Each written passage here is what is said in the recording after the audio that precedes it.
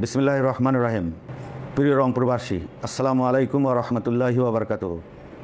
২৪-এর গণঅভ্যুত্থানে শহীদ আবু সাঈদের খুনিদের, ফ্যাসিস্টদের বিচার, প্রয়োজনীয় সংস্কার, নির্বাচনের লেভেল প্লেইং ফিল্ড তৈরি, তিস্তা মহাপরিকল্পনা বাস্তবায়ন, ন্যায় ও ইনসাফের বাংলাদেশ গড়ার লক্ষ্যে আগামী ৪ জুলাই বিকাল ৩ ঘটিকায় রংপুর জেলা স্কুল মাঠে এক বিশাল জনসভা অনুষ্ঠিত হবে ইনশাআল্লাহ।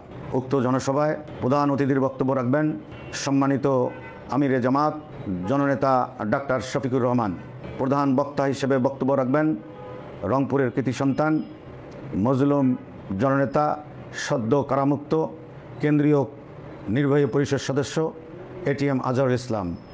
আরও বক্তব্য রাখবেন বাংলাদেশ ইসলামী ছাত্র শিবিরের সম্মানিত কেন্দ্রীয় সভাপতি ছাত্রনেতা জাহিদুল ইসলাম।